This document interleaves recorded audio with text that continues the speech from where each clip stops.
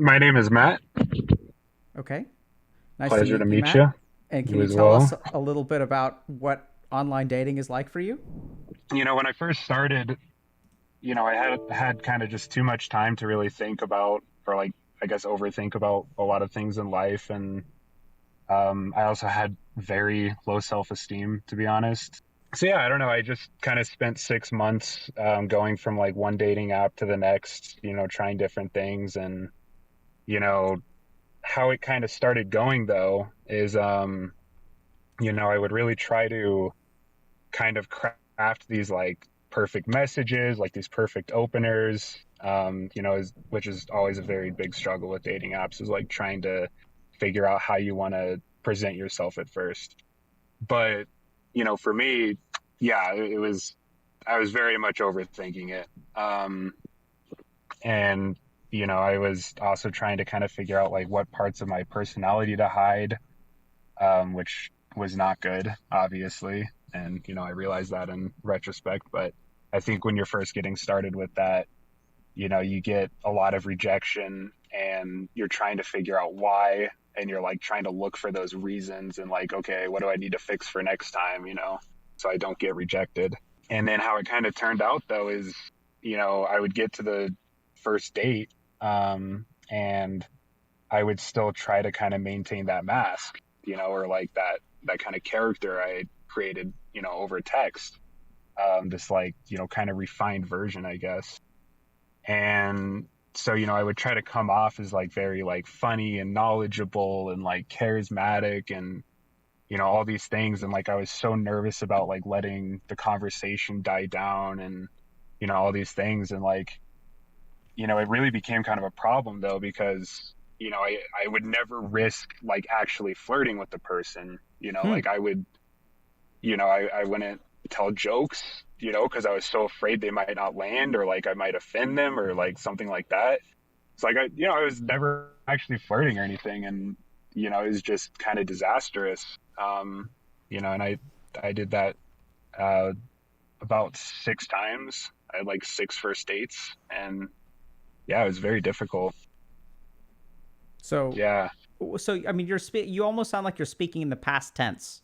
So, are you flirting with people on dates now?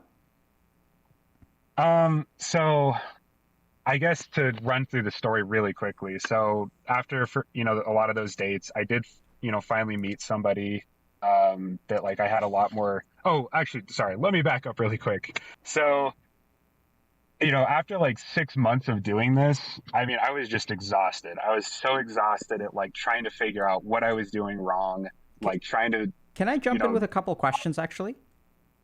Oh yeah, So, when you absolutely. say doing this, what does doing this consist of? Can you help me understand? Like, what was your like? What would like if I was like following you around? Like, what would I see on a weekly basis or daily basis?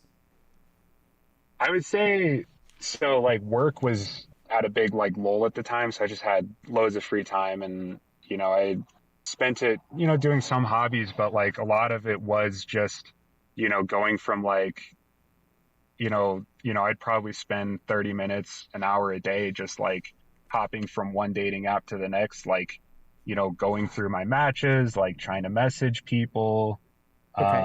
and again just like really trying to observe like, okay, like what am I doing right, like what am I doing wrong, why isn't this working, why am I getting rejected, and like I never really took the time to think about like, And you know maybe it's just the wrong match, whatever. well, and what kind of answers would you come up with in your head when you were ask yourself like, what am I doing wrong? Why am I getting rejected? What conclusions did you come to? I think part of it was physical appearance. I was pretty, yeah, I mean, again, I was coming from a place of very low self-esteem and everything, but as well as just like not being able to, I think, like effectively communicate with people. And Um, what were you trying to do in communication? it's a good question. I mean, I think at the time I was kind of just desperate and like looking for really any kind of, connection, really. Like I Well, was really kind of just looking for whatever I could get. And yeah. Okay, so it looked like you were feeling desperate, and then you also mentioned you would try to like craft the perfect opener, Hmm. right? So like thinking about and what kind of conclusions did you kind of originally come to? I recognize that you may have learned differently, but when you were trying, what did you think were the components of an perfect opener? Um, I would have to say like it couldn't be lazy. Like I had to express like interest. It had to show that like, oh, I'm funny and like, interesting and like, I read your bio, so like I'm not just, messaging like 20 different people and like, I was trying to express like kind of like a distinct interest for, this one person. Okay. So you would like do like you would go through the bio and you'd like craft this message that had to be specific, it sounds like. And then you said tried to be funny. Yeah, So can you give me an example of like how that would what that looks like? that's a good, Okay, I if don't not, know that's if I okay. can actually. Yeah, that's totally Yeah. fine. I mean, I realized that this was going on for months for like half an hour a day, but so Yeah. trying to be funny, which almost never works. Right. You can Yeah. be funny or not be funny, but trying almost never works. And so then I'm Yeah. sorry, I interrupted you. You were sort of and then you also mentioned that you went on 6 first dates. Can you tell us a little bit about what those were like? I mean, yeah. I mean, it was, obviously very nerve-wracking because you're just meeting this totally random person that you know, you've never been in a room with them. So it's like you very much have like their kind of online version, that you've been communicating with so far. So, oftentimes you get to the, like wherever you guys are meeting or, wherever I'm meeting and you see them and you're like, oh, well, they're a bit different than I was expecting, but like, that could be a good or bad thing. Um, and yeah, I mean, it half the time it really just kind of fell apart, to be honest. What does falling apart look like? Like just, I mean, like right now, I feel like I'm kind of stumbling through this conversation, and it's like that to like, a higher degree, like even, significantly worse. So just a lot of stumbling, again, like just no flirting, like whatsoever, like no actual flirting, like just playing everything like super, super, super safe, you know, like that kind of thing, if that makes sense. It And sort of makes sense. I didn't get the impression you were stumbling through this conversation though. I oh, thought you've really? given me I good appreciate answers to that. every question that I've asked except for one, which is can you give me an example of an opening statement? Which like I totally understand. Like you haven't memorized them, right? From like 6 months ago. So I think it's a reasonable thing to not Yeah. be able to come up with.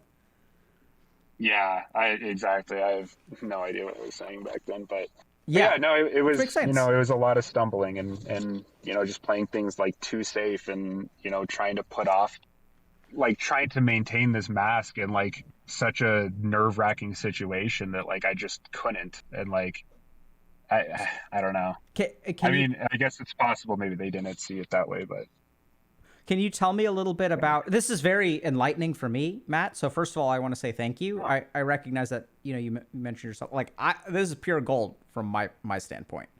Is it oh, okay if I thank you ask so you a much. couple other questions? Oh, please, yeah. So what like can you help me understand what was the mask that you were trying to put on? Like what were you trying to be during those dates that felt like it was really hard to accomplish?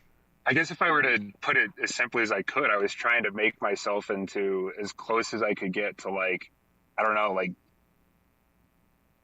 a Hollywood, like very stereotypical, like masculine, man. Like again, like very charismatic, like stands up straight, like can, you know, Tell me about all the just other things be a that very interesting person.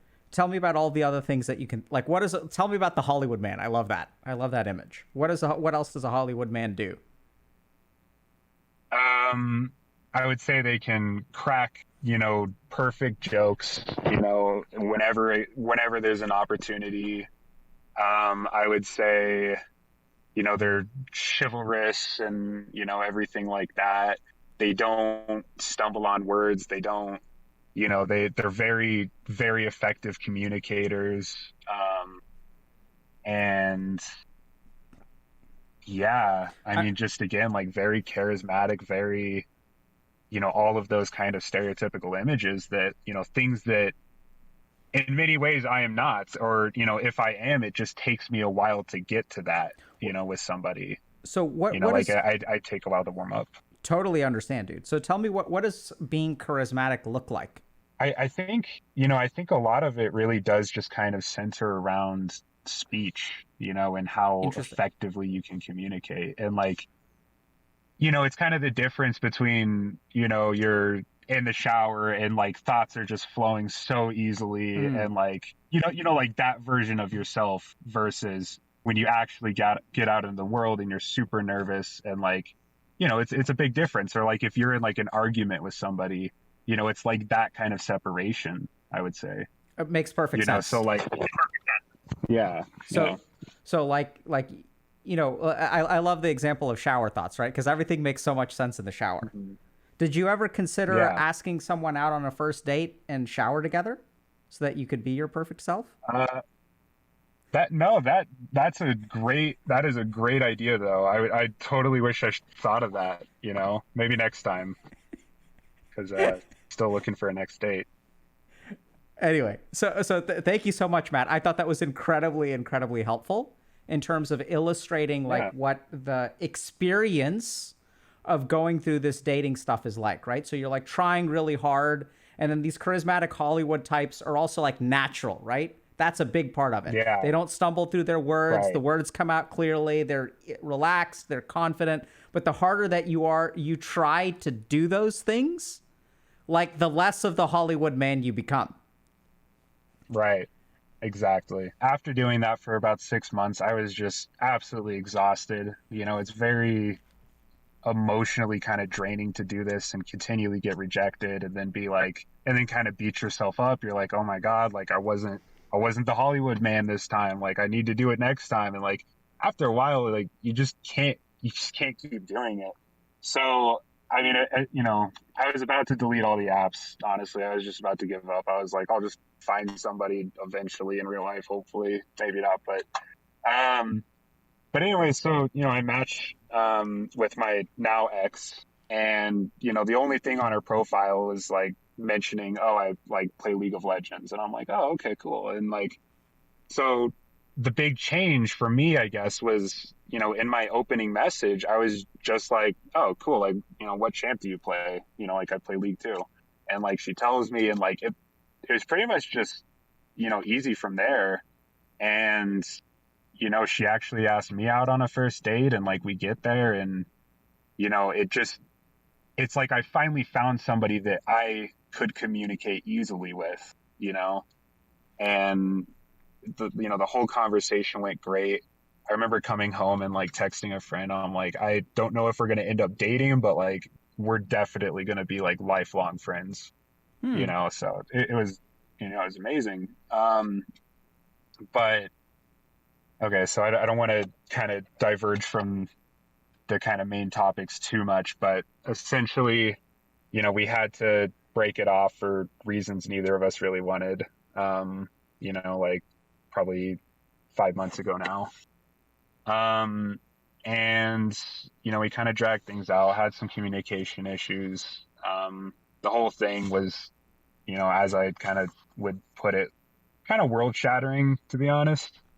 Like I really had kind of a big breakdown of I would have to say like my personality, to be honest. Like I really kind of lost track of like who I am and the things I find important. And the word I don't know the exact definition or anything, but the word codependency does come to mind. And like I do think there were some issues with how I think I was using her to cope with a lot of my own kind of Hmm. life problems and like as a distraction. And I guess I should say that too. Like, I think as a whole, a lot of this online dating, in my experience, was a distraction from actually getting my life together. Wow. So yeah. So once we kind of broke up, I was kind of plunged back into it and, kind of left scrambling. And like, I didn't really feel like I had people to, go to, enough, even though that wasn't true. I have a great friend group, but, you know, I felt very alone. Sure. I didn't have that person I could just text in the middle of the night saying like, hey, I'm feeling kind of depressed, and she would like talk to me about it, So, but yeah, and then now I'm kind of at a place where I am back to online dating, but I've far reduced the number of apps I'm using. I've realized that it's good to just kind of slow burn in my experience. Okay. Um, like not put too much attention to it. And, I've also realized it's best to, not force connections, to not take things too personally, to be too impatient, to dump all my heart into it, like just pour my heart into, this one thing that I want. And also just having like kind of an appreciation for, just forming general connections with women. Like it doesn't need to be like, oh, we're, looking to get married and like there's all the pressure of that. Like sometimes it's best to just kind of be like, hey, like what's up? Like you want to chat for a while? Like what are you interested in? Like just take it very slow, casual and easy, and yeah, and just kind of appreciate that, sometimes it just leads into a friendship. Maybe it just leads into like a nice little, 2 week conversation with somebody that you would have never met before, and like you can kind of just go your separate ways, eventually. So Wow. So yeah, I'm hearing that you're really learning to just appreciate even the person for who they are, and like even if it doesn't end up in a date, like you can still have some. This is the first time I've ever heard this, so it's kind of blowing my mind. mm, That you could talk to someone on the internet on a dating app, and then that conversation in and of itself can have value and also be like sufficient, right? exactly, That's exactly. wild. And you, 'Cause- yeah, and but I mean, and yeah, you can just appreciate that. but it sounds like you're not like trying to optimize everything.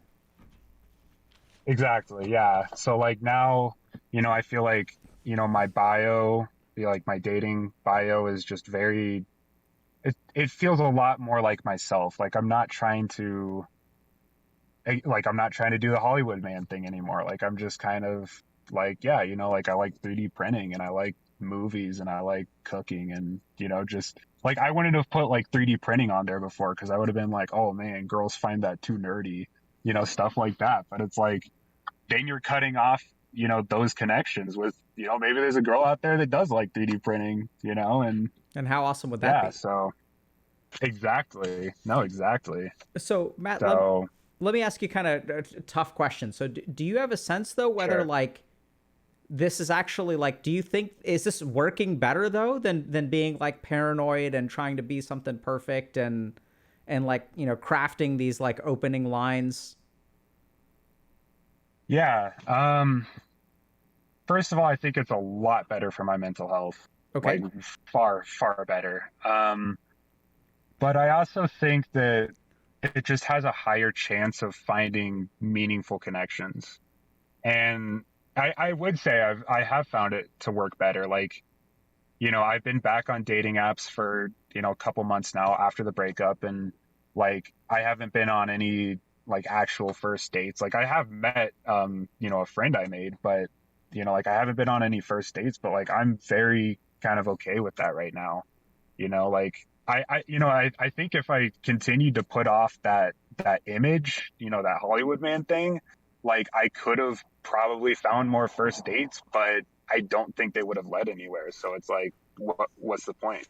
That's so interesting. It makes me really wonder about, everyone like if the end point they're looking for is like going on the first date, which actually I wonder if that sets them up for failure in terms of building a relationship. I think so. I definitely think so. Interesting. So it may be that there's a strategy that has fewer dates, but more relationships, or more dates and potentially fewer relationships. Yeah, I think so.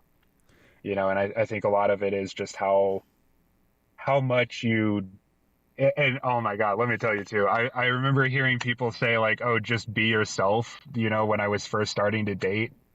And like that's such difficult advice to really, I guess, break down, because it is true. And like once you kind of learn that and like have been through it and kind of understand truly what that is and like what that means, then it's like, oh yeah, like I can do that now. But hearing that early on is very difficult. But So yeah, what would you say is hard? Why is that advice hard to implement? Like, what have you learned now that was kind of hard to do before? I would have to say it's, again, it really is just what kind of connections are you looking for? And like realizing also that, you can't maintain like, at least in, my experience, I couldn't maintain that mask Mm, in such a high pressure situation. And like, even if I could, that would be really, that's bad. Like you're being dishonest, to the other person about who you are and things. So I don't know. It to me, it feels very much like something you just kind of have to get out there and experience it and kind of go through some trial and error. And, eventually I think kind of the natural conclusion is that, but it's hard to reach until you've been through a lot of those experiences, you okay, know? of course. So I think there's a lot that you've kind of learned. Can I did you share kind of what you were thinking about sharing today? Were there particular things that we didn't really talk about that you wanted to talk about? Um, yeah, I mean, I think that about covers it. I mean, obviously I've learned so much from this whole thing, to be honest. Like trust me, like I could go on for days about all the things I've learned, but I think that about covers it. Do you want anything come to mind in terms of like picking one or two things that you really wish you had known when you started out? Um, oh, yeah. So another thing I would say is that it's important to try to understand how I think these dating app algorithms kind of operate, and understand that like when you first sign up to one, they, tend to kind of flood you with matches, and like, they basically promote your profile to a lot of people. Hmm. So you're like way more likely to get that. And it kind of gets you hooked on it, like at first you're like, oh my God, like this is amazing. And then they just stop, like, oh, after a few days or whatever, they just stop, and, then they start, giving you ads about like, hey, like if you sign up for our premium, membership, then, we'll promote your profile again and like stuff like that. And, I think it's very important to understand that like you probably didn't change anything. Like it's just how these algorithms work. Like it's not your, I don't know, maybe you changed a photo, like one photo, like it's probably not that's like putting off everybody that sees it or whatever. And, I hope that kind of makes sense, Yeah, it makes a lot of but it, sense. it is important. So Matt, let me Yeah. just see if I can try to like summarize what I heard from you, and then you let us know if we're missing Sure. stuff or. So the first thing is that you were sort of in a little bit of a dark spot when you started dating.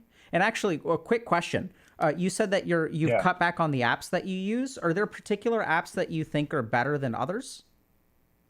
absolutely. Yeah. Which are the good Um, ones?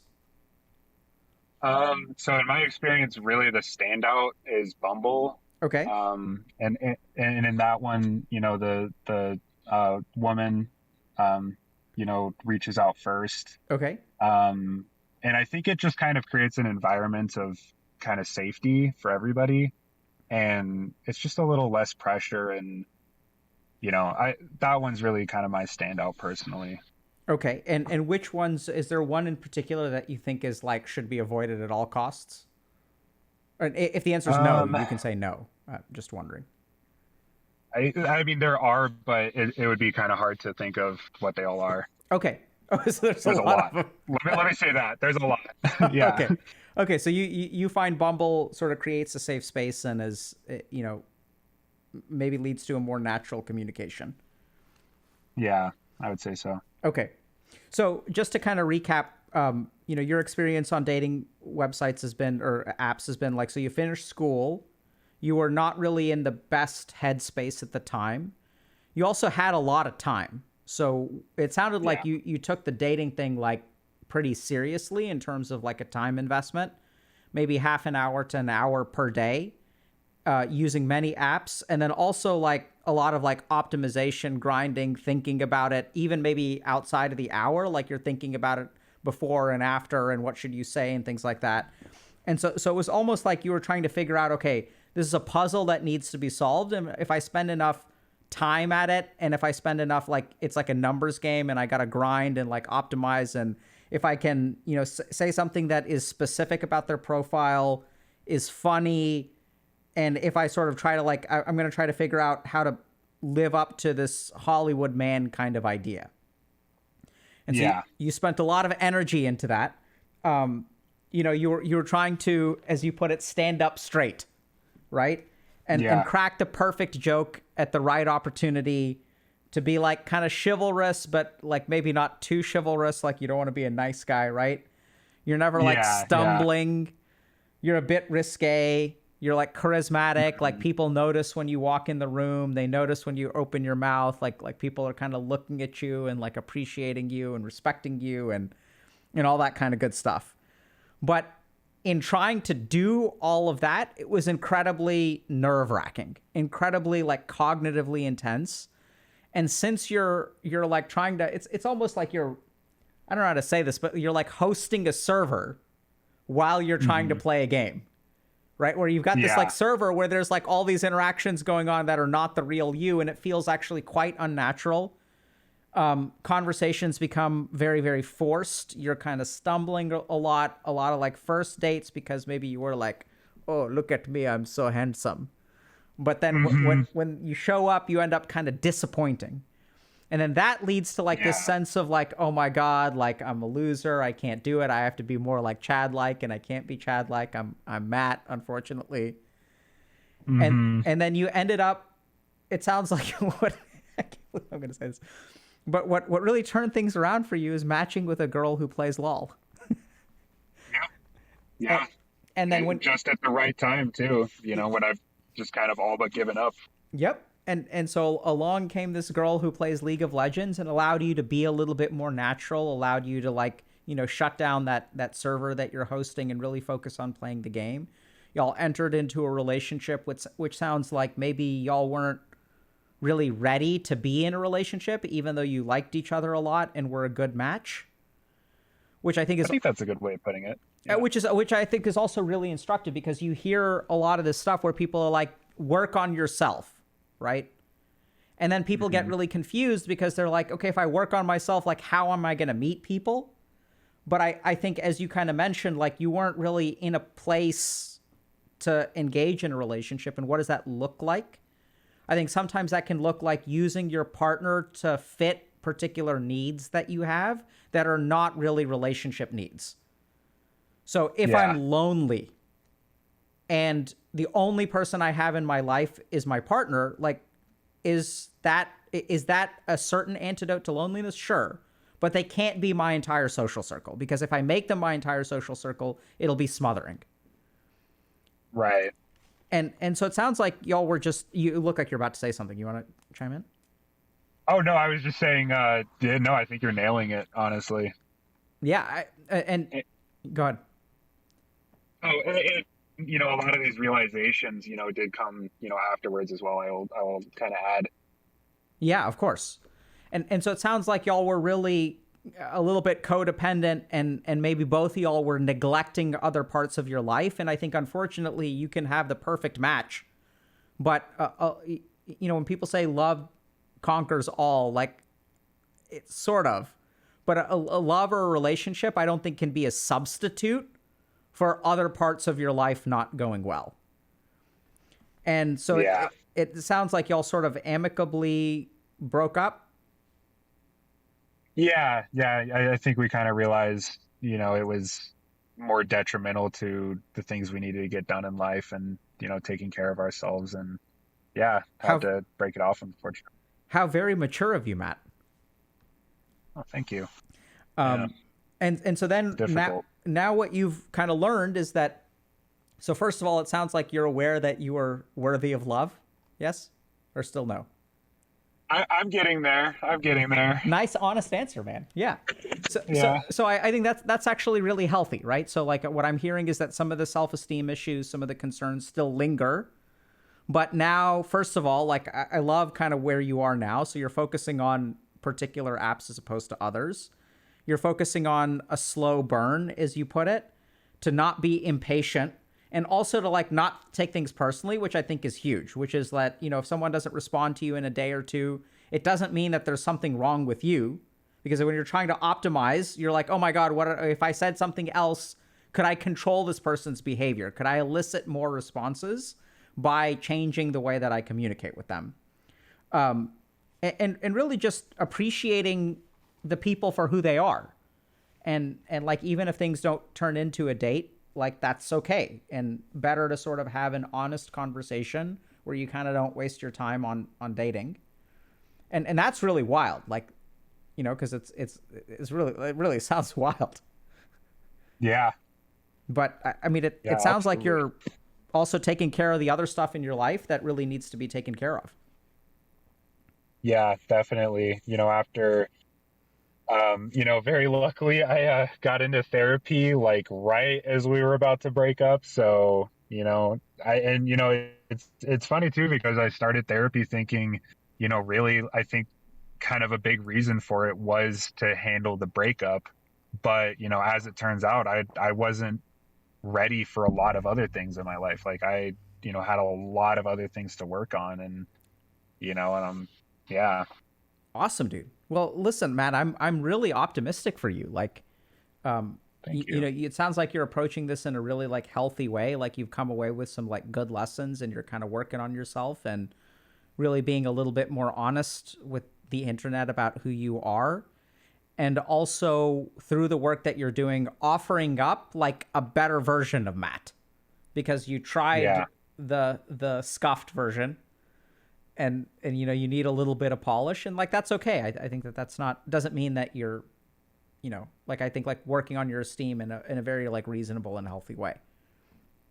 Yeah. Yeah. Yeah. I Any appreciate all that. Yeah, I mean, I appreciate. I mean, I thought you did such a good job of sharing your journey with us. Thank you. Any last Really thoughts appreciate or it. questions? I don't really have. I thought I you were think actually that's very, about it. huh? I was saying I think that's about it. I also do have therapy starting in like literally like 3 minutes. Okay. So Well, I do have to kind of get going. perfect, dude. Perfect timing. All right. Yeah. Take care, buddy. Thank you. You too. Have a good Bye. one. Hello. Hello. Okay, let me just close the stream real quick. There it is. There we go. What's your name, my friend? My name is Carlos. And can you tell us a little bit, Carlos, about what online dating has been like for you? It's not been great, honestly. So for context, I'm in my early 30s, and Okay. I've never been in any kind of romantic relationship. And I think I've been getting on and off online dating for like since Tinder was around, maybe the first years. So So let's say um, how many years is that? like like 9 years, so to Okay. speak, maybe. Yeah. Okay. And And I did tried a few and dating did apps like did you say you haven't been in a relationship? I've never been Okay. Okay. up to now. Yeah. Okay. Yeah, keep going, please. So yeah, I tried a few apps like Tinder, Bumble, Match.com, you name it. And I've never had like actual success in any of the applications. But I think when things started getting maybe like complicated or I started developing an unhealthy relationship with the application was probably in the last 4 years when I got on this cycle in which I felt lonely, downloaded Tinder, um, tried to do some swipes and without a lot of success. And after that, it eventually gets to me this feeling of inadequacy that I won't ever be able to make things work. So I get very depressed, to say a word, and I get off the application, and I stay off the application for a few months, and then the loneliness or boredom kind of kicks in again, and I get on the applications again, and the cycle repeats. And that probably lasted for about 3, 4 years. And interestingly enough, what broke the cycle was when I actually made a connection with a girl, and she was very much into me, and she pushed really hard to make things work, and that made me panic a little bit, and I ended up like pushing her away. Um, so that kind of made me realize that I was probably not ready for a relationship on one hand, and on the other that I was using these applications to kind of reinforce this idea that I was not good enough for a relationship, so to speak. Um, so I kind of realized this, and I decided not to go again on the applications. I've been, I think, off them for like a year after this interaction. And I recently deleted my profiles maybe a couple of weeks ago because I kind of got it in a relationship. So I didn't want those profiles to cause any issues, so I deleted them. Wait, so this was not the person that you pushed away? No, she was not. And that experience made me feel bad because this girl was very clear with what she wanted, and she was very assertive, and she gave a lot from her to make things work. And I wasn't able to like open up to her and tell her that I wasn't really that much into it. So at some point she told me like the things were not working for her, that she wanted to break it up, so to speak. So, wait. So I'm a little bit confused. So it sounded like after you went off. Oh, sorry. You started dating someone, and then you uninstalled the apps. Yeah, that was recently. And are you still dating that person? I don't know. Okay. It's rough at the moment. Yeah. It's rough at the moment. But is that someone that you met on the apps? No. So just to clarify, this girl that I was talking about that I met in the app, that was like 1 year ago. Yeah, right. So that because it seems like two different people. So I'm just trying to. Yeah, it's two different people. And the girl that I was dating actually was a friend of mine, and we've been friends for like 15 years. Oh boy. Yeah. But it sounds like it's kind of complicated. It's complicated, yeah. There's too many layers to it. Okay. So can I? Was there something else that you like? Or did you want to say more, Carlos? I think that sums up like my experience with dating apps. Sure. Can I ask some questions? Of course. Okay. So it sounds like you started with Tinder early, like back before it was cool. But it's yeah. When it was cool, let's say, like the media was talking about it, and it seemed like a easy way to try to solve this problem, right? This loneliness that I had. But what ended up happening is that this Tinder became like more of a hookup app. So it's very superficial, I think. So people are not many times or looking for a committed relationship. Yep. I'm looking for something more real. So when Tinder becomes this thing on which people are just looking for something very superficial, I think it never worked for me. It hasn't worked for me. I see. And so for the first 5 years that you were using Tinder, you mentioned that later it got kind of like into this toxic cycle. But for the first 5 years, what was your experience like? It wasn't really remarkable. Basically, I just made the profile. I read all of the tips that they gave you. So you were talking before these opening lines and profiles and all that stuff. I read it. I tried to do it, but I didn't also want to put too much effort into it because I also don't like to present myself as someone that I'm not. Okay. So if I'm going to meet someone, I expect that person to like me for who I am, and not because I'm not for something that I'm not. And So that. Mhm. in the first few years, I mean, were you dating people on the app and things didn't work out, or what was your, or were you not like? Because I think there's like matching, and then you'll talk to people online, and then sometimes you'll go on dates. Sometimes they'll turn into hookups. Sometimes they'll turn into relationships. What Right. was your experience like for the first few years? I've never gone into a date with anyone from online dating, basically. Okay, and what's your understanding of how that's happened? It's a variety of things. Uh, for me, I think it's very difficult to build some connection on text only. Okay, So I also feel that there's like an expectation for the man to be the one who like drives things forward, and I I find that very like discouraging, because I'm kind of expecting, if we're two people that are supposed to be somewhat interested in each other, I see. I'm expecting to like build this together, right? But it seems like the expectation is that I have to entertain. Got it. So So for me, it's very difficult to build those connections over text. And when it finally happens, I discovered that my fear of intimacy kicks in. So I have like maybe two, three people that have been actually interested in going out with me, but I kind of panic and don't know what to do. So I just leave it there. okay. So now, Carlos, I'm hearing like a couple of different things. Can I just think for a second? Of course. And is it okay that I'm asking you these questions? Yes, yes, it is. Okay.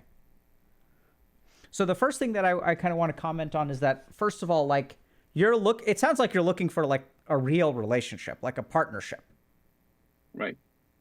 So the first kind of challenge is that there's this discrepancy between what you're looking for and what the expectation is.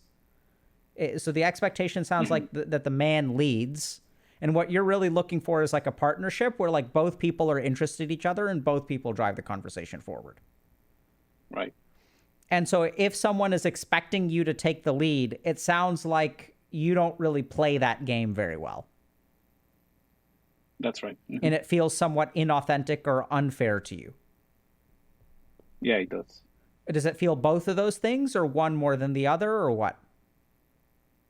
I think it's more the last one. It kind of bothers me that I have to, I mean, yeah, Feels the unfair? relationship at the end, yeah, it feels unfair. Okay. And then it sounds like, but there are some people who've expressed interest in you, and when they, so like it sounds like when they actually like start, you know uh, I don't know how to say, it's trying to move the relationship forward. You said something about panic and fear of intimacy. Right. Can you tell me about that? Yeah, so for example, there was one connection that I had like maybe 3, 4 years ago. Um, so the conversation was going well. We took it from the application to another messaging application of the dating app. The conversation was going well, uh, but then the girl, I think, told me she wanted to meet me, and I don't know. There's this like very strong feeling of fear, or I don't know. It's hard to describe, but I wasn't like very sure what to do, and that particular time, I just become a little less responsive on the conversation. I didn't cut communication, but she ended up like getting tired and eventually ghosted me. Like I tried to reach out and she didn't respond. So And I, mm, how do you understand that, and how do you feel about that?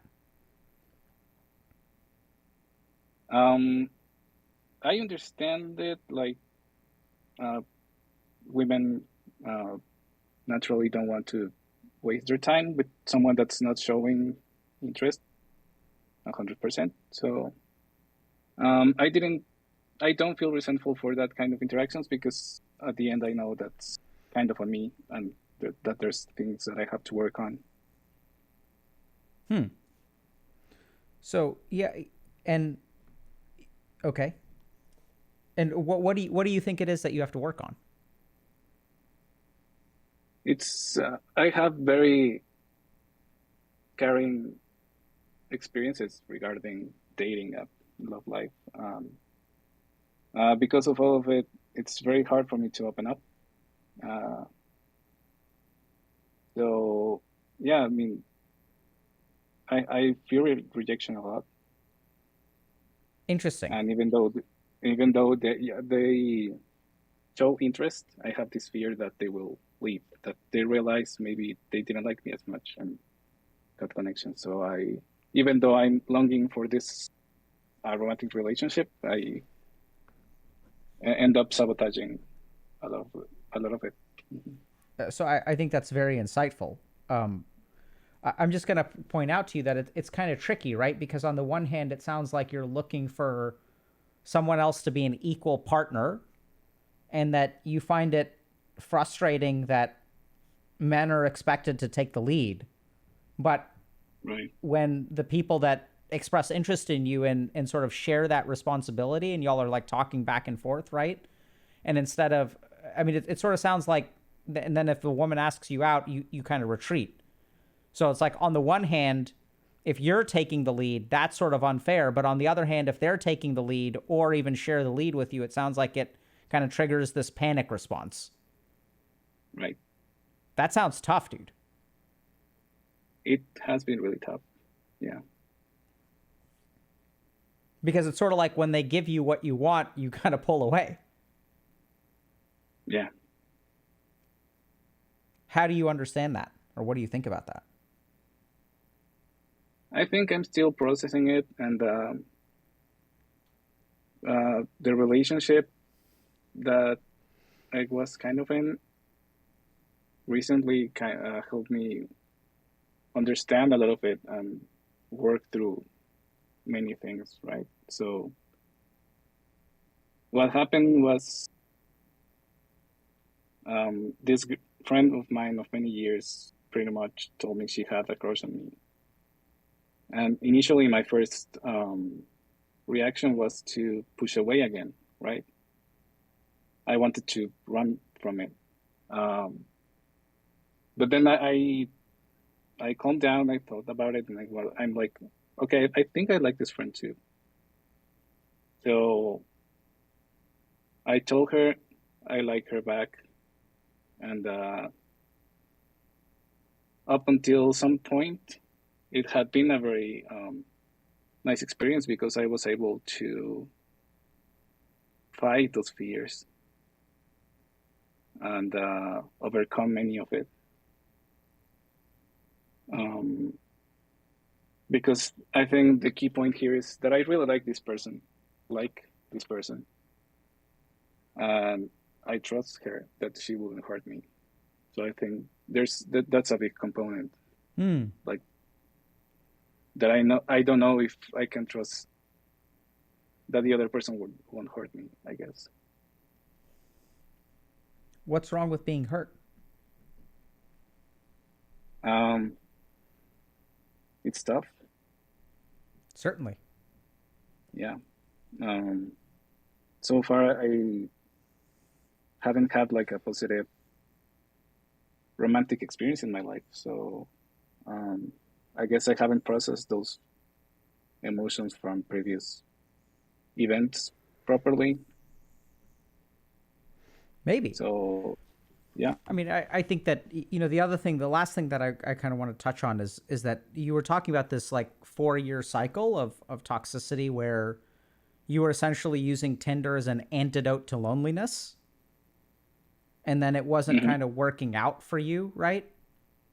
And that sort of makes sense to me because if you show up on the app and the main thing that you're feeling is lonely, then I think that that's not going to be the most conducive to forming connections. Right. it almost sounds to me like a little bit like sort of self-sabotage, where if you're lonely and you kind of show up and that's what you're really putting forward, either consciously or subconsciously, then when things don't work out, you wind up feeling hopeless. And then you like kind of quit the app until the loneliness gets unbearable again and you have to do something. Mm-hmm. Honestly, you know what that kind of reminds me of, Carlos? It kind of reminds me of like patients that I've worked with who have addictions, where like the cravings get really, really, really bad, and you know it's like not gonna really help you, but you sort of like have to start using like it. This whole like starting and stopping cycle reminds me actually a lot of like people who are struggling with addiction. Mm. Just that you kind of use it as an antidote to loneliness. It doesn't actually fix your problem. And then you end up feeling hopeless and you kind of like, you're like, never again, and you quit. Right. Is that sort of what it feels like for you, that you kind of feel like, okay, never again, this is stupid, like, and then you quit? Yeah, it is. It is. Yeah, it's really interesting. I think there's all kinds of stuff going on with dating apps, and we're not really sure how they're affecting our psychology. Yeah, totally. Because it's kind of like a gambling, sort of. I mean, you're so? waiting for that because you're swiping profiles, and eventually you get that reward of the match, right? So you have like this reward cycle that makes you go back to it eventually. Yeah, I mean, I don't work at the end. I think they're quite intentionally designed that way. Right. Right. So Carlos, so kind of where are you now? Like, how do you feel about the future? How do you feel about yourself? Like, what do you think? Do you have a road forward? What does it look like? I'm quite unsure because of this dating situation that I'm in. It's not looking very hopeful, but at the same time, this made me work a lot on myself, I think, this last experience. So I'm feeling a bit more hopeful of the future in general. I'm just not so sure about my current situation. And do you mind if I ask what makes you not very hopeful about the current situation? You don't have to say it if you don't want to. I'm just kind of curious. It's complicated. Let's say the person that I was starting a relationship with, it's dealing with a lot. She's had a very rough year. I see. So I think she's not in a very, even though she started all this process, I think she's not currently on a good state of mind. Okay. So it's probably not a good time to start a relationship, I guess. I see. Okay. So it's not necessarily the person. It's more that like the current situation that y'all are in is not really conducive to a relationship. I think so. Yeah. Makes a lot of sense. Yeah, man, that sounds rough. I mean, I think the one thing that I would kind of share with you is I don't know if you're kind of working on yourself in some ways. So it sounds like this relationship has helped you sort of dig into the fear of intimacy and connection and rejection. But it sounds like you need to continue to do some personal work to really help yourself be in a good headspace to make things happen on the romantic front. Right. Yeah. I've been going to therapy for a few years, but and I've been talking about this sort of relationship with my therapist, and she told me like she didn't want to touch on the topic because she knew that it was kind of painful for me. So we've been focusing more on like professional stuff. So I think it's a good opportunity to get back to it, I guess. Yeah, I mean, the therapist didn't want to talk about it because it would hurt you? She knew that it was a sensitive topic and that I wasn't really focusing on it. So we were working on other aspects of my life. Based on your therapist's direction or yours? Mine. Okay. Yeah. That makes a lot of sense. Yeah. So it sounds like she kind of gave you the opportunity to not talk about it, and you were like, yeah, let's do that. Yeah, that was it. Yeah. Okay. Yeah. I mean, well, so Carlos, I'm glad you have some support. It sounds like you're walking a good journey, even if the road is a little bit bumpy and things are a little bit hard. But it sounds like you're really like working at it very intentionally, and I'm hopeful for you because of that. Because Thank you. I mean, it really sounds to me like a lot of where you are right now has a lot to do with you just as much as like the apps or other things. Because does that make sense? Yeah, yeah, it does. It does. Yeah. So the good news about, if it's your fault, I'm not saying that everything here is your fault, but if you have some degree of responsibility here, the good news is that's in your control. Right. Whereas one of the most frustrating things that I hear when I've talked to other people, like more privately about their experience with dating apps, is that the more that they sort of blame the internet and blame other people, blame a particular gender, is that it sort of means that the solution, they're not in control of the solution. Whereas the more responsibility you accept, that is actually something that's within your power to change. And so it can actually be like quite empowering. Yes, that's right. Cool. Any other thoughts or questions before we wrap up? No, I think that will be a good point to stop it. Yeah. So thank you so much for sharing, Carlos. And I especially thought it was very like eye-opening about, even in situations where people were like kind of pushing to form a connection, that you sort of had this instinctive response. And I imagine that a lot of people are actually like that. The problem is we don't talk about it. That sometimes even the exact thing that you want from a dating app is the thing that causes you to panic the most. And then that in turn leads to a lot of like shame and self-judgment, because you're like, oh, I wanted this and then I screwed it up. Right. So thank you very much for vocalizing those feelings in that experience. Thank you. Take care, man. Hello, can you hear me? Hello. Yes, I can hear you. Yeah, unfortunately, my video camera is like not working right now. So Totally fine. okay. What do you go by, my friend? Can you call me like Flo? Like Flo is my nickname actually. Absolutely. It's Flo, right? Yeah. Okay. Yeah, I'd love to call you Flo. So Thank you. what's been your experience with online dating, Flo? Yeah. So my experience was, I guess to summarize it, was like I had some like decent success, but like overall, I guess at the same time, like even the success kind of make me feel a bit cynical overall. Um, the reason I said that was um, because initially when I started using the dating app, I sort of like follow like some specific formula, and like I kind of sort of like got quite a few matches and like went on dates and stuff, and potentially two long-term relationship from that. But I guess it was like a few years ago where I started to be more of myself with the mechanism, and but I don't know, because of that I got more like flaky. I don't know, something like that, like being ghosted, something like that. And so I was sort of like feeling cynical in the sense that like being myself isn't really an option. Okay. So yeah, that's the summary of it basically. Wow, that sounds first of all really interesting, but also like really rough, because it sounds like you sort of figured out the formula, right? And you figured out how to get into dates and potentially even to real relationships if you're kind of being fake.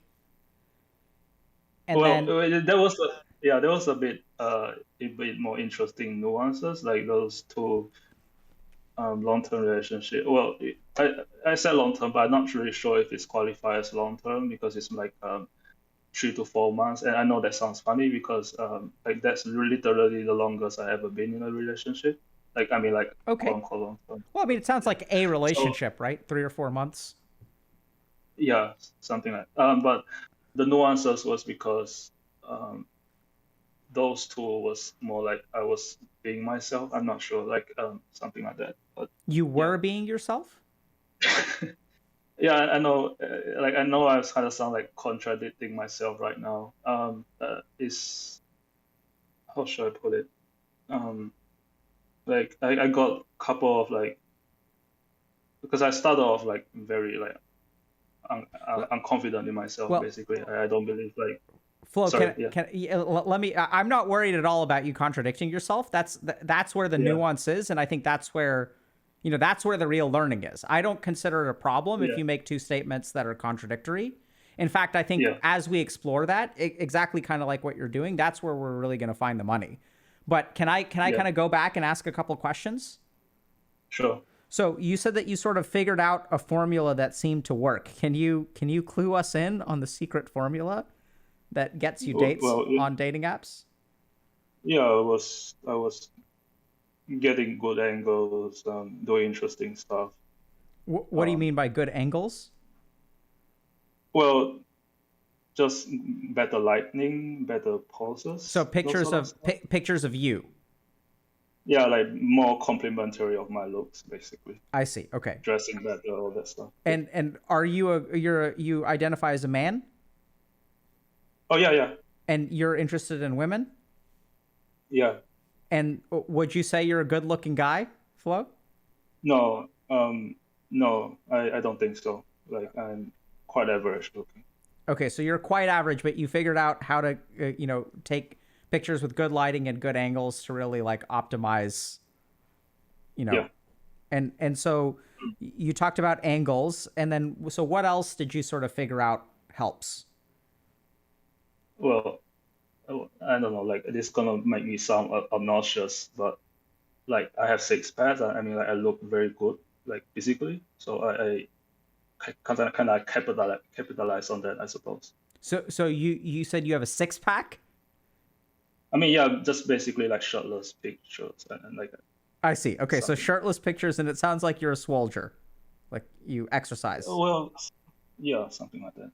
Okay, and so, but you consider yourself average looking, I mean, yeah, like face wise. face wise. Okay, so it sounds and let me know, Flo, if I overstep. Okay, because I'm gonna. Is it okay if I like meme with you a little bit, or you want me to stay serious? I mean, I'm fine with it. Okay, I'm okay with it. well, can I trust you to let me know if I say something that's out of line? Yeah, sure. Okay. So basically, you're taking pictures of stuff besides your face. No, no, no. That's definitely not what I I know, I was. was joking. No, but that was funny. But yeah, yeah, Okay. All right. So it sounds like you're in good shape, and you yeah. learned how to take good pictures. What else is part of the formula? I mean, I was just being more playful in general. What does Like that my mean? bio, well, like it sounds cringy, but well, I mean, Well, I mean, it's clearly cringy, it's but I not, enjoy right? it. Because it worked. Oh yeah, it's I don't know. It's been like a year since I played, so I kind of forgot about it. But it's something like I just do some very random, weird pickup line in my bio or something like, "Hi, I'm Trouble," and like I don't know. I'm just basically presenting myself in a way that I'm a bad match. Like it's sort of like, like rather than saying like I'm a good match, I'm just say like, like it's sort of like reverse psychology. It's just like in a playful way, Yeah. like So what I'm yes, hearing is you're sort of sarcastically saying that you're not a good fit, which implies yeah, that you actually are a good fit. something like that, I suppose. Okay, so it sends across some amount of playfulness and like you could take a picture of your six pack and you can say something like, "Yeah, I'm really overweight, and I Yeah, need to go on a diet," like something like that. yeah, something like that. Okay, so you were being playful. Yeah. And anything else that's on your recipe for success? No, I guess that's pretty much it. Okay. And then what were Oh, I your mean, there's one, I suppose. Like I don't really swipe a lot because like it's just more like an algorithm thing because the more you swipe, the more if like the less matches you get, it tends to, because the at least for Tinder, from what I understood, is that it's sort of like push down your rank if Yep. it's like, so yeah, something like that. But yeah, So that's all. you're a rank. You play the game of rank. So if someone swipes right on you, so there's some kind Yeah. of ratio of like how many people swipe right on you and how many people do you swipe right on. And if you swipe right Yeah, on a lot of something. people, but not many people swipe right on you, that lowers your rank, right? Yeah. So you're kind of calculating with how you swipe. Yeah. Okay, so thank you so much for sharing all this, Flo. I'm sure a lot of people have learned a lot from, a mini Chad like yourself, because you're not a Giga Chad, right? Yeah. I'm not. Mini Chad is fair. Yeah, sure. Okay. So then you were telling me that you started to feel a little bit more cynical and you started getting ghosted. Like, help me understand. So you're getting matches with people. Are you going on dates? Yeah, yeah, I'm going on dates. And how are those going? Um, are you are you implying the part where I feel more cynical, or No, I mean, what's? so like walk me through the process, right? So we understand you're making profiles, you match with people, you're texting back and forth. Can you actually tell me about the Yeah. texting back and forth, like what that's like in your case? I've never used Tinder, Well, bro. So you got to like really lay it out for me. oh yeah. So I don't know, like if let's say I match with if let's say I match with 20 girls this week, and like statistically speaking, like I could get like 10 of them being more like, basically like 50% of them being more like enthusiastic with me, whereas the other 50% is just like, yeah, I'm not really that interested. I just thought you look cool, you know. But so then from there, the 10 girls, I'm just giving like a rough number, right? So, and then maybe like there's two or three who really want to go out with me. Then so um, then from there, I focus in on that poetry, and I just get their number and try to strike while the iron is hot, something like that, because you can't delay too long, because I know there's a lot of guys who would want to ask them out too. So Okay. something like that. And Yeah. so it sounds like getting their number is not hard for you. I mean, yeah, but number is just number, Okay. something like that. And so what do you usually do to get their number? I mean, no, I'm just saying, like, do you want to I don't know. Well, it depends on my mood, right? Like, I don't Sure. really use it, but it's more like, hey, you fancy a drink with a cute guy sometime.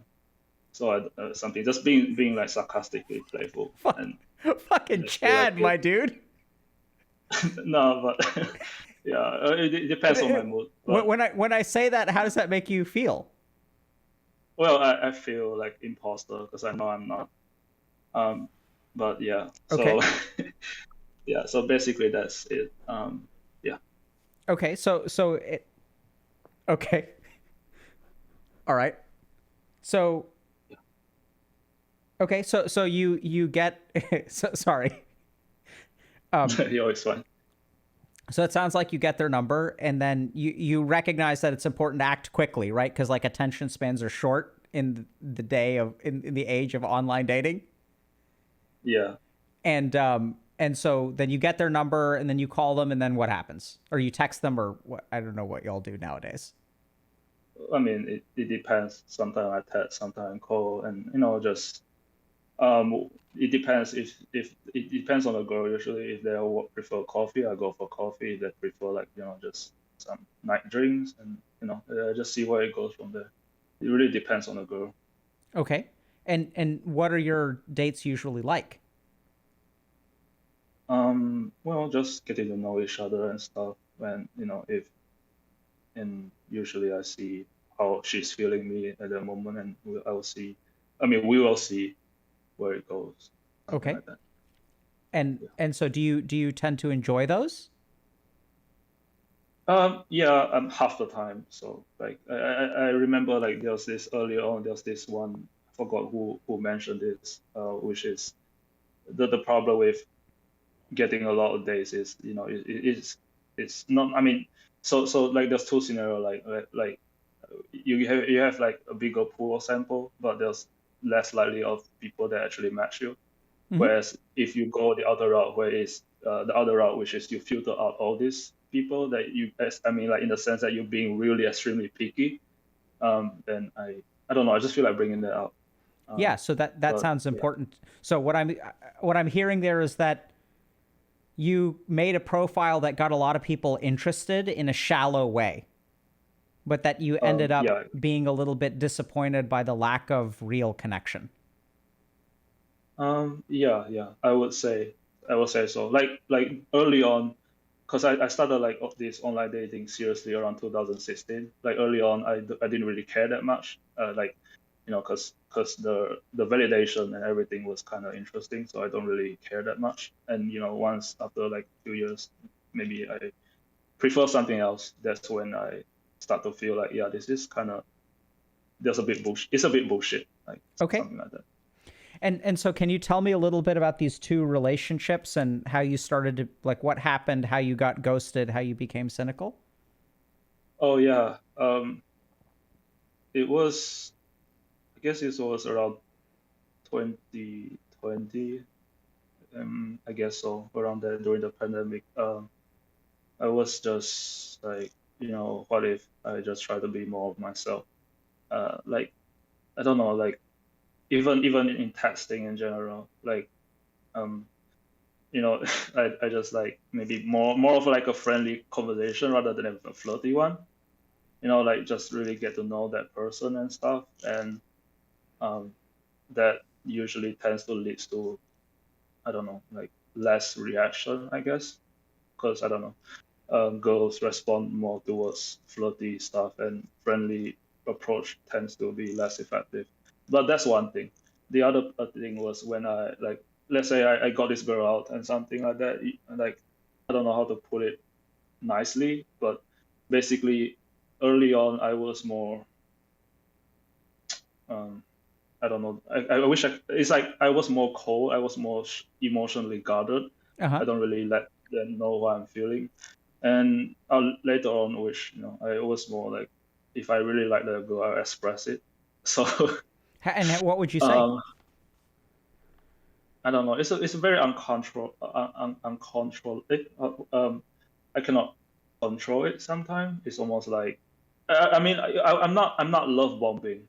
Yeah. I'm not doing those sort of things, but it's just more like, hey, I really like you. Like, I just want to let you know because I can't control myself around you, something like that. I was being honest. That's how I feel, and I guess the girl got freaked out or something, and and there was a lot more, similar cases after that. Well, I'm not sure. Maybe it's just my biases, but it kind of feels like that. D- eh, Um, Okay. Um, yeah, so Flo, I'm going to ask you a couple of specifics here. sure.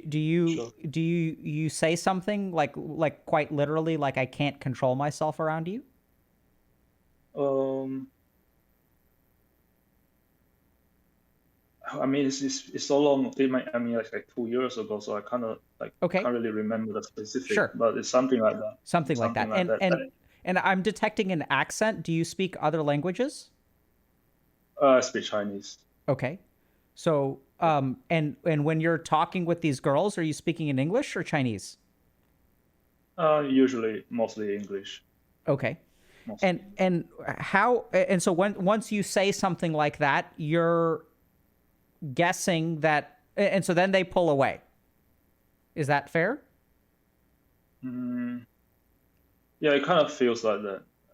Yeah, it feels like that. It's more like, it's not like, so it's not like that totally stop replying to my text, but Sure. it's just kind of feel like it becomes harder to get them to talk to me. So I just don't put in the effort after that. You know, if that makes sense. Okay. Because I just feel like they are less enthusiastic. Like I'm not willing to put myself through that because I know how this goes. I've been in that position before. Like So I just don't you want to. stop putting in as much effort. Yeah, well, as soon as I detect that they're not that enthusiastic. Like for example, I would say something like, "Hey, you wanna get a drink next week?" And then I will see how, as opposed to, um, "Yeah, sure, I will let you know," you know. And then like I will wait until that day, and then there's no like initiative from them. So I was like, "Yeah, I don't feel like initiating." And how many girls have you said that to? You mean like I feel Yeah, that I'm like I really like into you? you. Um, yeah, like this is like the nuances. I'm just it's like I don't really explicitly say that all the time. Yep. I don't know. It's just like okay, like 2 months ago. So this girl, well, I met her through not online dating, but someplace else. But so basically, it's something like I became more emotionally vulnerable.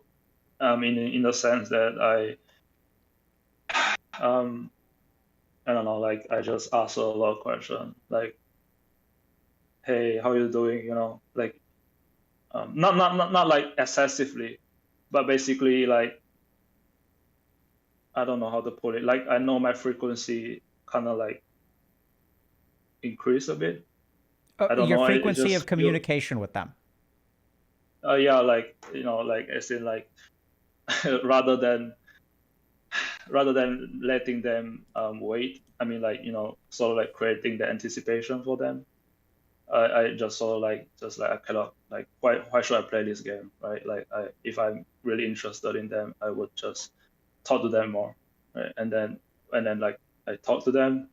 It's not even a lot, when I feel like they are pulling away, I can just feel it. And the reason why I say I can feel it is because um like I know they read my text, and I saw them posting some, like sharing some stories on Instagram. Like I know they're active and stuff, and they are purposefully ignoring my messages. And then I just left it there.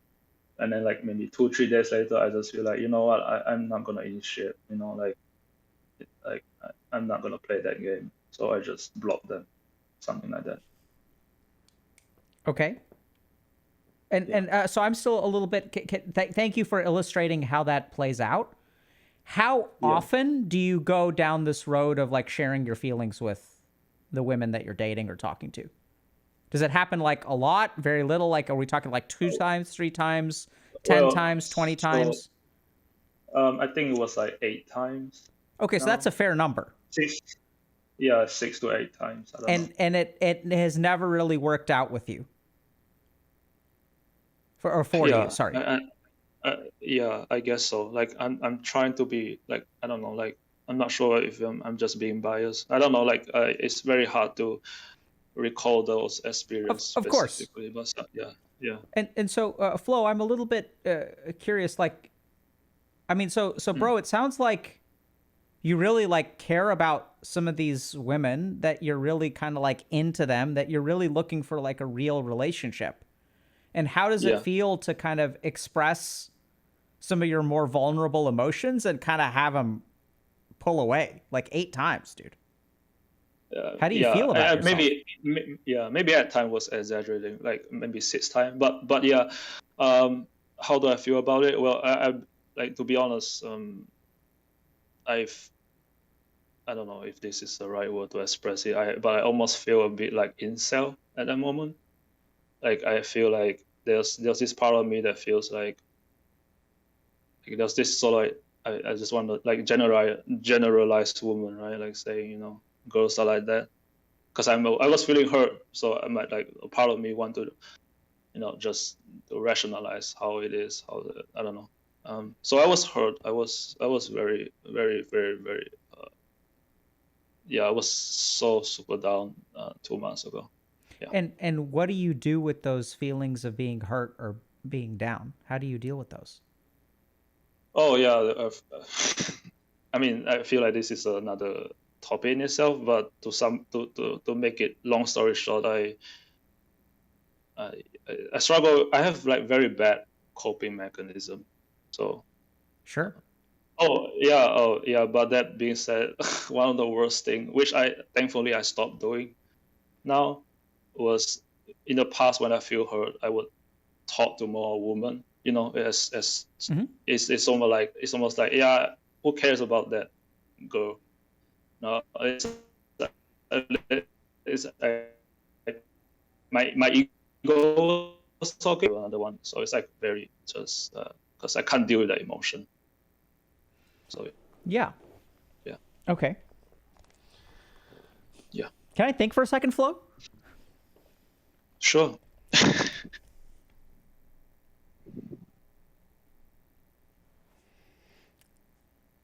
Anything that you want to ask or anything else that you want to add? Um, well, I just want to add, like, I understand that I have like this cynical part of me, like being myself is just never gonna work. I know that's false, but yeah, Okay. that's all. Um, Yeah. would you say that you're good at expressing your emotions? I think I am. I mean, at least the past 2 years, ever since the pandemic, I've been working on that. I feel that I'm being very good on that. So yeah. Okay. And do you have like close friends or family that you can discuss like deep and personal things with? I have thankfully a couple of one or two, three friends I can talk to about this. So yeah, I'm thankful. Okay. And I'm going to ask you kind of a weird question, Flo. Are you Sure. worth loving? Uh, yeah, that's an interesting question. I mean, yeah, but you know, there are times when I struggle with this a lot past few months ago. So, I mean, now it's more like leaning more towards yes, basically. Leaning more towards yes. Yeah, it's not like 100% yes. I mean, are you sure you're leaning more towards yes? I mean, I think so. I mean, I say that because I'm more forgiving towards myself when I make mistake and all that. I mean, in the past, I was very, very critical of myself. Okay. Yeah. So it sounds like you're worth loving. You deserve your love, Oh yeah, yeah, yeah, right? Do you deserve other yeah. people's love? I mean, Or are you yeah. worth loving by other people? I mean, I think so. I mean, yeah. Okay. Okay. Okay. I'm really happy to hear that because here's what I'm hearing, Flo. A couple of interesting Yeah, things. Okay. The first is that so you tossed out the word imposter yeah, earlier. So like it sounds yeah, like you are a average looking guy, but it sounds like you get a fair number of matches. It sounds like you get a lot of women who are at least surface interested in you. It also sounds like the way that you play the game is to select for those kinds of women, right? So like yeah. and you know kind of like how to behave like a Chad, I guess so. Yeah, right? And so yeah, which is cool. Like I wouldn't advise you necessarily to do anything different, right? So I think that being like yeah, flirtatious, being a little bit, and if you are proud of your physical form and sort of yeah, advertising that, I think is like completely reasonable. And then what it yeah, sounds like is that you get into these situations where you really start to catch feelings for a girl, and then you sort of yeah, like change your tune a little bit. You yeah, start to kind of like say, "Hey, I'm like super into you." And yeah, then you notice that they kind of pull away when you do that. And that happens yeah, consistently. yeah. And then Um, now okay, yeah. no. No, it just. Well, I mean, I will elaborate after I hear your No, no, end, no, I keep guess. going. Elaborate now, bro. Okay. Well, I feel like this is a bit different topic. Well, earlier on you mentioned like you mentioned how I talk about I was feeling like an imposter. Like one thing I want to elaborate on that was also because like something I just realized was I not oftentimes I think about it is all the girls that I had like gone out and dating from online dating. I always wonder that if I met them in real life, would they be interested in me? And I say this because um, I don't know. I feel that if I met them in like social circle in real life, they wouldn't bat an eye on me. Like it is just how I feel. Unless you're I know it shirtless. sounds so weird. Well, yeah, I don't know. Like and it's not just like quote unquote shoulders or whatever. It's also like something about online dating. I can just show the best side of me, and like I feel that if I were to meet them in social setting or whatever, I'm just like a hopeless. I don't know. That's just how I feel. Yeah. And sorry for making a joke that was making light of your feelings. I think that No, no, makes no, no. Yeah. it makes I think it makes a lot of sense because I think that so let me put it back to you this way, okay? So if you're let me think about how to ask this. So if you met them in person, do you think that they would be interested? Like yeah, I don't know. The question of the day, I just don't know. Like No, I feel like it's no. Yeah. The answer is I no. mean, the answer is no. Yeah. Right? That's how I feel. And so when I ask you, like, are you like worthy of love? Like what maybe that's, so it sounds like you've worked on yourself a lot and like super proud of you, bro. And also that it sounds like you really like lack a lot of confidence. And what I'm concerned about is that I do think there could be some amount of cognitive bias. Especially because I think the other thing to kind of think about is that I think when you express like authentic feelings with people, it's like a shift, right? And so I think sometimes it takes people like time to process that. Yeah. And I'm kind of curious, like, do you ever tell people in person or it's usually over text? In person. And how do they Mostly. respond? I mean, I wish I have more time to recollect the memory, but is there a particular what determines whether you tell them or not? Like, so like let's say you catch feelings for a girl, what determines like when you say it? What determines when I say it? Yeah. I don't know. I just say at the end of the date, something like that. I know, but why at the end of that date as opposed to like a week later, or 2 weeks later, or 3 weeks later? Oh, I don't know. I just feel like I'm too old to play this shit. I mean, this game. Okay. Like, Yeah. I mean, I'm 28. Sure. Still young, but on the oldest. Yeah. Yeah. So almost.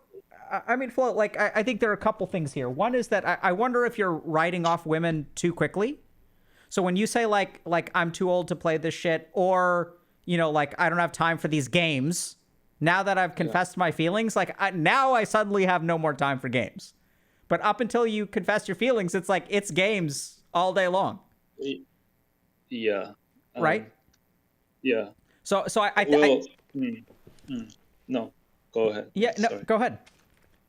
No, I was just saying like the most recent one, which was I don't know, like the girl that I said I blocked her because she didn't reply to me. I don't see any reason why I need to initiate the conversation after I. Wait, so what amount of time between you telling her and how long between confessing your feelings and blocking?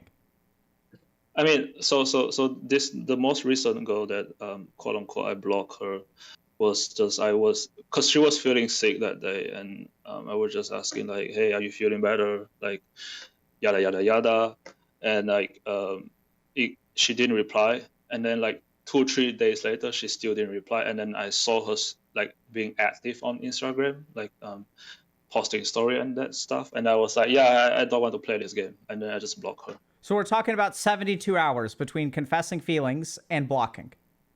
Yeah, I wouldn't say. Yeah, it's not really like confessing, right? It's more like I was explicitly showing more. Sure. My feeling. But for context-wise, this particular like very quickly, she was the one who kept flirting with me.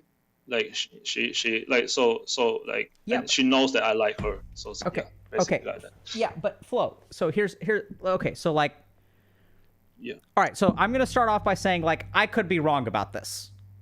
Okay. Definitely. I don't know nothing about online dating. So, but here's, I want you to try to put yourself in her shoes for a second. So here she is, you're flirting with her, she's flirting with you. It's all fun and games. Yeah. Right? And so then like imagine that you like escalate some, right? So you're like, hey, like I'm actually like really into you. Now, how would it feel if she just went back to just the general flirting? If she like gave you a wink, wink, a nudge, nudge, an eggplant emoji, and a thumbs up. Yeah. I don't know. I take that as a positive sign rather than not replying. Okay. So I think I'm learning a lot here. Okay. So my point is that so like let's say like me and you are playing a game of I don't even know what. But if you like escalate on me, I can't keep playing down here. Yeah. You get that? Yeah. Like she can't leave that. She's got to match your intent. Like you can't just ignore what you said and keep on flirting. I guess so. Does that make sense? Yeah, it makes sense.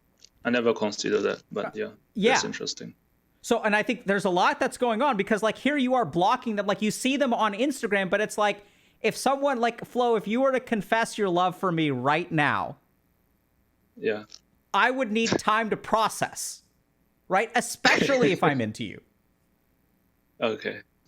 Does that? And I think what's going on is that deep down you feel to a certain degree unlovable. We're just going to call it that. I know you're working on it, and it's okay for things to be contradictory because that's how our brain works, right? So it's like, do I want to eat? Like, do I want to eat one thing or another thing? Like, I want both, and I want neither one. So like sometimes human beings are conflicted. And I think what I'm hearing, honestly, is that it sounds like you're very, very sensitive to rejection if you have like made yourself vulnerable. And so before they even reject you or accept you, it's like you can't wait in the waiting room. And it like feels so terrible that you just end up blocking them. Yeah. Right? Yeah. Because what do you really, when you block them, what can't happen if you block them? I mean, I blocked them for my peace of mind, basically. Like, I just don't want to think about it, something like that. Exactly, right? So it's intolerance of your own limbo. Yeah. You understand limbo? Yeah. I guess. I can Google it later. Let me try to think about... So like uncertainty. Oh, yeah. Right? So but my point is that I think you're kind of shooting yourself in the foot, like bluntly, because I think that sometimes when, and I realize I'm generalizing here, which is not something that we want to do, but I'm just going to use this generalization. It's true of men and women, but I'm going to use the word women. Okay. Yeah. So I think she like needs time to process because here's like this mini Chad Flo with his 6-pack and his flirting and all this kind of stuff. And then suddenly, in a moment, Flo, you have become every woman's dream. Which is a sexy playboy who has feelings and is actually into you, instead of being a sexy playboy who's going to date you and then just, like, move on to someone else. And then, like, that's a lot for people to handle. Because the rules of the game have changed, and sometimes they need a little bit of time. Yeah, I don't know. I'm thinking about it. Yeah. Yeah. I mean, I could be wrong here, but and so the next thing is that when you block them, like then it gives you peace of mind. But just think about what you're doing there is for your peace of mind, you're actually like you're not giving them the chance to like process and like come back to you. Does that make sense? Yeah, I can think of one or two scenarios that fall into that category, but yeah. Right. And okay, so fair, right? So then we also have to acknowledge that maybe like 4 out of the 6 weren't looking for a serious emotional commitment. And when you signal that, they get less interested. Yeah. I think definitely that's a factor too. Yeah, absolutely. Right. So I'm not saying this is always the case, but I think this is where there's like some amount of like, you got to really think a little bit about, so if like a girl like confessed her love for you, how would you respond?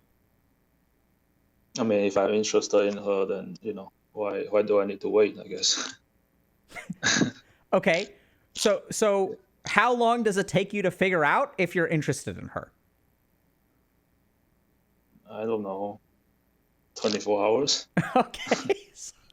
So I could be wrong. I could be wrong because I was never in that sort of situation before. So right. So I think it may take you a little bit more than 24 hours. Yeah, I guess. Right. And even if it doesn't, like, so there's, I don't even know how true this is, but it's something that I remember hearing. It's not like scientifically valid, or maybe it is. I have no idea. But that men fall in and out of love quicker. But like women take longer to fall in love, but stay in love longer. Uh-huh.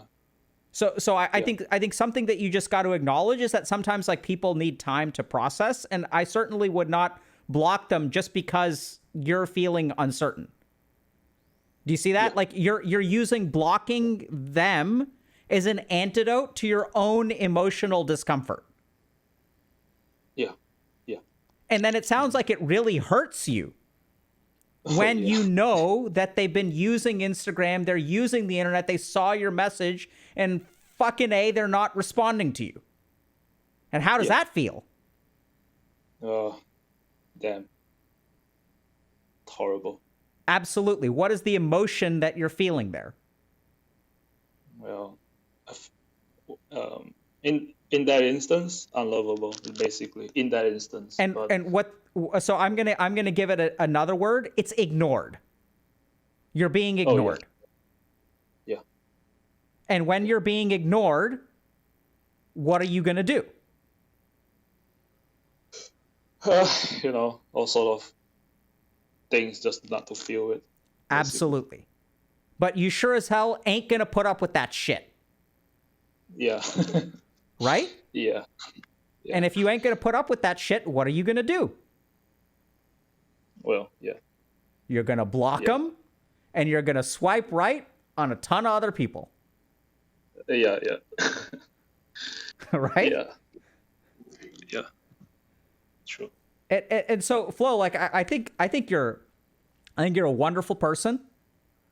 I think you've worked really hard at like growing over the last, it sounds like 2 years.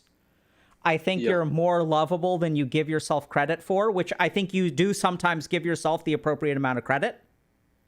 But that inside of the Chad Flo is a little like beta Flo. And sometimes, right? Yeah. And sometimes if you get treated a particular way, you get terrified that the Chad Flo is not the real Flo, and the real Flo is the beta Flo, and oh my God, it's happening again. Yeah. And then to avoid that, because you hate feeling like beta Flo, you're blocking them. And the second you block them, the second you ghost them, you don't have to feel like beta Flo anymore. You can swipe right on 10 women, they're going to text you, and you're back to being Chad Flo. Yeah. But neither the Chad Flo nor the beta Flo are the true Flo. They're both false aspects of you, which you'll meditate for a while and you'll understand that. Does that make sense? It makes a lot of sense. Because I was just thinking about one of your meditation guide that you talk about this. Yeah. Like the aspect of toe. There's no toe without show. There's no show without toe. Something like that. Yep. And so I'll leave you with one last thing. The true Chad does not fear being the beta. Yeah. So it's like, okay, give people a little bit of time, more practically, like give women some time, or whoever you're dating, give them some time to process if you change the rules of the game. Yeah. Yeah. I'm writing that down as we speak. That's something. And like practically, if you've got those friends, if you're feeling that way, maybe talk it through with a friend instead of like engaging in a behavior with the person that you're dating. Does that make sense? Yeah. Oh yeah. It makes sense. I'm really excited for you, Flo. I think you're Yeah. a wonderful dude, and I really hope you find love. Thank you. But you have to Thank give you. it a chance. Yeah, Any last I thoughts or guess. questions? Well, nothing much. It's just I'm a really big fan of your work. Like that's just what I want to say. It really helps me a lot Good. the past Well, 2 years. that's what we're here Yeah. for, and thank you for calling in, because I think with you calling in, you're going to help a lot of other people. So thanks for being a part of the process. Thank you. Thank you for having me. Welcome, my friend. Yep, thank you. What do you go by? Just go by Thossi. That's fine. Soshe? Thossi. Okay. Soshi? No, no. Let's try Thorstein. Torslane? Yeah, okay. It's it's not the easiest name, I guess. I mean, no, It's, I'm sure it's easy if you speak the language. Yeah. I mean for non-speakers. Sure. Okay, so Yeah. Torslane? What are your online dating experiences? Tell us about your experience with online dating. They've been limited, and I've just started a couple of months ago. Okay. Yeah, they've mostly just been not so great. Got a couple of matches, but they they were some of them just advertising services, you know. No, I don't. I've never. No. What kind of They were services? sexual Oh. in return for payment. Okay. that was a bit of a shock, but okay. Okay. Let's see. Yeah, those were like two or three who did that. Okay. There was another one I matched So with. wait. When that happens, do you like report the person or what? No, I just like no, not interested. Good luck. Okay. Because I don't think it's illegal here to do that. I'm in Norway, Okay. and I don't think doing it yourself is illegal. I think it's only illegal if someone else is profiting from it. Oh, okay. But I mean, in terms of like a dating app, is it? Oh yeah, you mean like that? Yeah. Not like legally. I mean, like, I'm just curious. Like, what happens when someone on a dating app tries to sell you something? I don't know. I Okay. haven't read that part of the terms and conditions that Okay. well. All right. So I just said, no thanks, not interested, bye. Okay. Yeah. Yeah. So it sounds like you've been using dating apps for a couple months. So what's it been like? Yeah. It was just been like that. There were a couple of other matches that were all right. They started fine, net chatting with the chats. Then they went down to, let's see. Yeah, there was one. She asked this really nice question early on. So what do you do for a living? Which is nice. It's a normal question. So I tell her. And then the next question was a bit worse. It was like, oh, is that poorly paid? Which I thought was, I thought that was a bit of a strange question so early. Basically asking, how much do you make? Okay. You know, so I was like, yeah, I told her that was a weird question. And then she said just unmatched. Okay. So that was that. And yeah, how do you understand that? I basically take it that she was looking for, a richer man.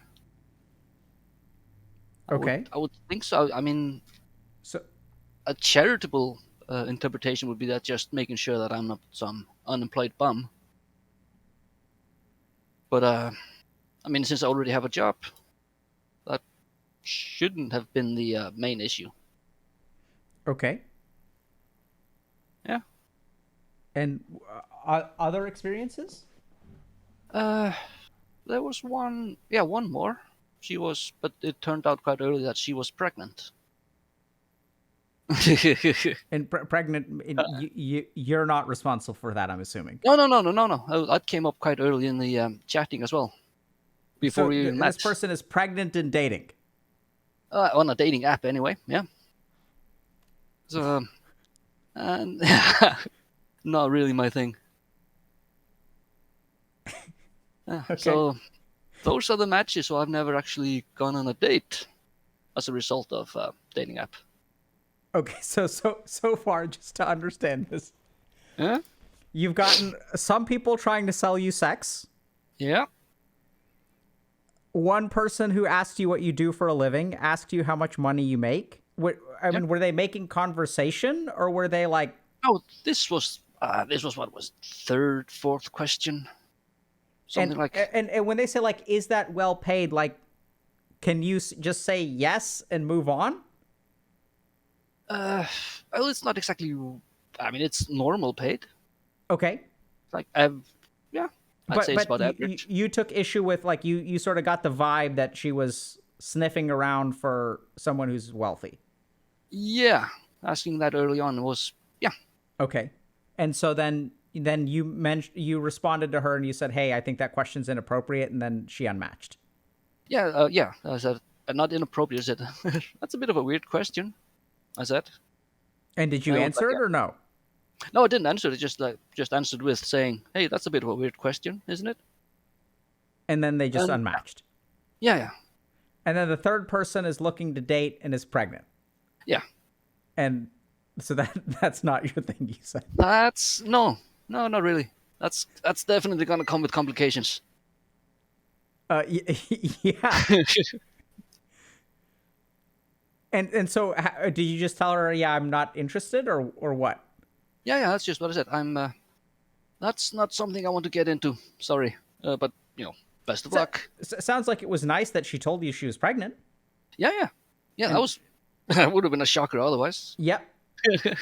but so it sounds like she was pretty open about that and pretty respectful and not like leading you on and stuff. So it's kind of a win, right? Yeah, absolutely. But it's still like it's a win in that sense. But yeah. Yeah. So if these have been your experiences with online dating, what are you thinking going forward? Like, is this? But you said you've only been doing this a couple months, right? Yeah. Okay. I mean, I've been single now for 10 years. Okay. And then, after that breakup, well, I did go on a couple of dates, but then, I've been just staying away from the whole thing for a while. For a few years. Okay. I've just not been doing anything romantic. And now I figure, it's time to get back into it. Okay. Well, I'm sorry you've had such a rough, reintroduction. Yeah. That's. I mean, I wasn't going into the apps with biggest of hopes. And which apps are you using? Well, there's this one called Happen, which it just sort of lets you know when other people who are using it are in your vicinity. Okay. If you walk past them on the street or whatever. Okay. And then you can see how often you've crossed paths with them in the last week or whatever. Okay. So that's That's the app you're using? Yeah. Is that is that like a common one in Norway? I think so. I didn't do any research. I just Googled dating apps, and this one looked nice. Okay. And then there's one. Yeah, I'm also using one called Bumble. And how's that going? That's where I met the pregnant woman. But otherwise, that's nothing much happening there. So I think if I'm gonna let it work, I should get better pictures and write a better bio. Yeah, and how much? What was your process of setting up your profile? Well, I had a couple of pictures around that were fairly recent, and I used them, and then I just took one of those selfies to have the most recent one, and then just there are some questions you ask, some questions you answer, like what are you looking for, a relationship, nothing serious, blah blah blah. Okay. Height and weight, Okay. And then you write something about yourself. So it sounds like you need to, or you didn't really spend too much effort on your profile or pictures. No, not yet. But, and is that something that you're thinking about doing? Yeah, I'm thinking to ask some friends to help me out with it. Sounds good, man. It sounds like you had some weird experiences so far. It started off funny, so it can really only go up. Well, let's hope so. Okay. I wouldn't tempt fate if I were you. And Well, it's that's true. Torslund? Yeah. Well, you can try Thorstedt. Thorstedt. Yeah. Thorstedt. Yeah. That's Okay. Yeah. Cool. And, I mean, I don't know what else to say because I think usually people have had a little, have been on dating apps for a little while longer. I really appreciated your stories. yeah. But I'm happy to hear more about it if you want to share. But it sounds like you've only been on the apps for a couple months. Have only had a couple of experiences. Yeah. This is pretty much it. Cool. Oh yeah, I'm looking at the thing I wrote. I remember this last one, but that's such a small story.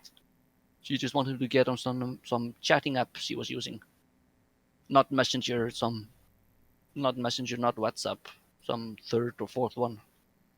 And I was like, what is that app? I don't know. And then she said, okay, bye.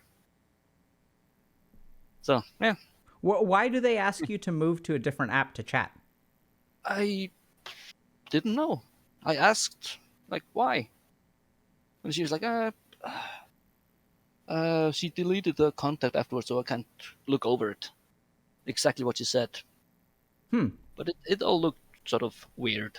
So it sounds like people unmatch pretty easily. Sounds like.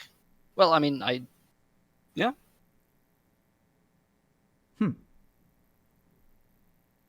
But, Okay. Yeah, I mean, I don't know. I mean, it just sounds like, anything that doesn't follow the script results in unmatching. Yeah, it looks like it. Okay. Yeah, so Chad is also saying that maybe that was a scam. What do you think? Entirely possible. For some weird other app, but Yeah, that's entirely possible. I mean, at least I was suspicious of it. sure. And maybe since you didn't download it right away, any chance it was like a catfishing profile? Catfishing. Yeah, like was it like a fake profile, or did it look more real? It could have been real. Okay. The pictures all look like normal pictures and not. I mean, you see some of those, yeah, where you have obviously just some taken off a model page, and it's like, yeah, those are all professional pictures. No, that's not real. But Cool. this one looked normal, I think. Yeah. Anything else you want to share? Any questions that you've got? Because I just don't have much to ask, given what your initial experience has been pretty limited. So. Well, no, not really. Well, I'd love to, if you could keep us updated, either if we do this again or, posting on Reddit or whatever. Like, I'd love to hear what your experiences are like a few months out, a few more months in. Are you like optimistic, or how are you kind of feeling about it?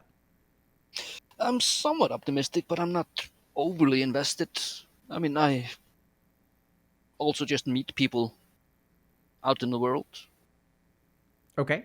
So I mean, there's a bunch of things that can happen. Cool. So it sounds like you're just on the early stages and kind of exploring and not overly investing, but also is just sort of like seeing what's going to happen. Yeah. Yeah. And I'd love to, if there's some way that you can let us know if we do this again, like just, maybe give us an update a few months from now. I'll see if I'll remember it a few months from now. Sure. All right, man. Take care. But, yeah, you too. Cheers. Bye.